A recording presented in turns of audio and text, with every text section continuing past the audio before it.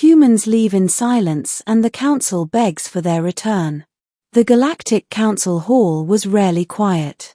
It was a place of endless debate, of voices layered atop voices, of species old as stars arguing across centuries. But the day the humans walked out, silence fell so heavy it suffocated. The spark. It began with whispers. For months, alien delegates muttered about Earth's growing influence. Humans, newcomers by galactic standards, had spread quickly through trade lanes, colonizing barren rocks and thriving where others faltered. They expand too fast. They fight too recklessly. They are unpredictable. At last, the muttering coalesced into a proposal: restrict human voting rights within the council until they proved themselves more civilized. The humans listened. They didn't argue. They didn't shout. Ambassador Elena Rivera simply stood, her dark eyes sweeping across the chamber. "If that is how you feel," she said softly, "then perhaps you don't need us at all." And without another word, the human delegation gathered their datapads, walked down the marble steps, and left. No theatrics. No threats. Just silence.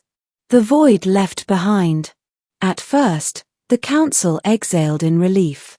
The humans had been disruptive, laughing during sessions, questioning traditions, insisting on practical solutions instead of endless deliberation.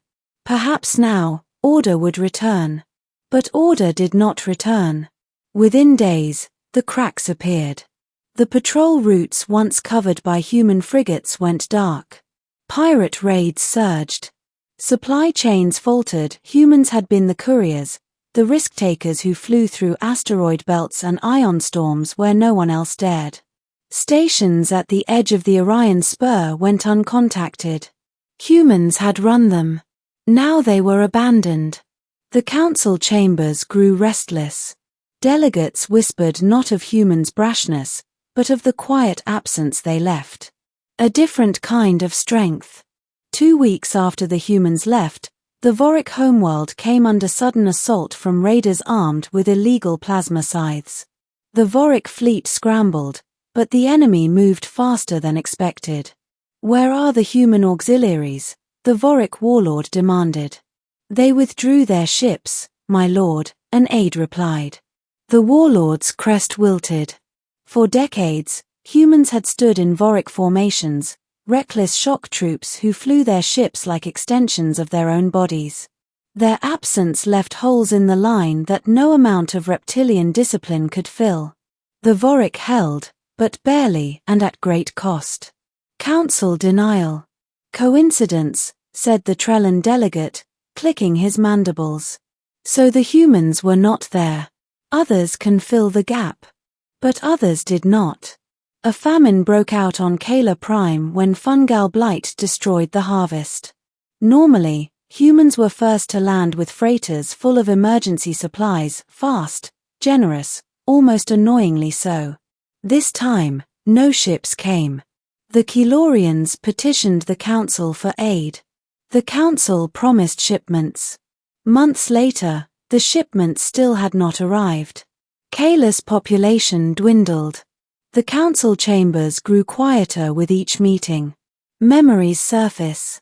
It wasn't just the absence of muscle and ships. It was the absence of warmth. Delegates remembered the humans' way of filling the halls with chatter. Their habit of offering food during sessions, always something spicy or sweet. Their jokes that broke centuries-old tension between rival factions. Humans had been noisy, irritating, unpredictable. But they had also been glue. Without them, the council felt brittle, a machine missing an essential cog. The turning point.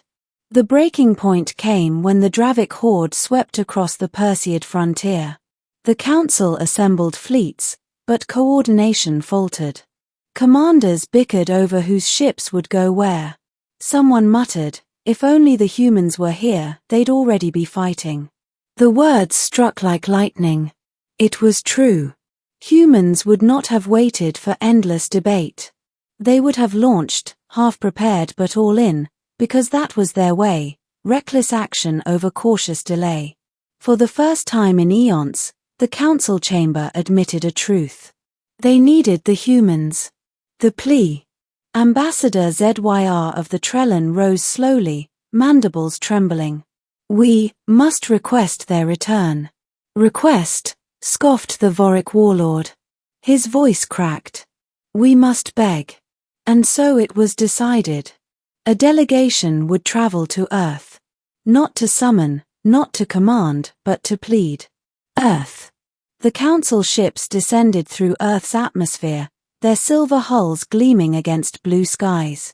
On the ground, fields of wheat rippled, cities bustled, oceans shimmered. The humans did not greet them with parades. They did not greet them at all. When the delegation arrived at the United Earth Embassy, they found Ambassador Rivera waiting. She looked at them calmly, hands folded. I thought you didn't need us. The Vorik warlord, pride incarnate, bowed so low his spine scraped the marble. We were wrong. The galaxy falters without you. Rivera said nothing. The Trellin scholar clicked softly. Please. Return. Without your presence, the council is diminished. The answer. Rivera studied them for a long time. Finally, she spoke. You thought our strength was in our weapons, our colonies, our ships. It isn't. Our strength is in how we show up for friends, for strangers, for anyone who needs us. When you stripped us of respect, you stripped yourselves of that strength too. The delegates trembled. Will you return? The Vorik warlord whispered. Rivera allowed herself the faintest smile. On one condition, no more treating humanity as a child among ancients. We are equals. Partners. Nothing less. The delegates agreed instantly. The return. When the humans walked back into the council hall weeks later, the silence was different. Not suffocating, reverent. Every species turned, waiting. Rivera set her datapad down. Shall we get back to work? She asked. And just like that, the noise returned arguments, laughter, negotiations, the strange chaotic music of a galaxy at its best.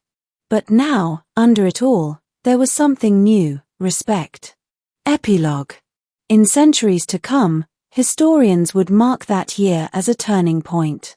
Not the day humans joined the council, nor the day they expanded across the stars, but the day they walked away. Because only then did the galaxy learn the truth. Humanity's value was not in their ships or weapons, but in the silence they left behind.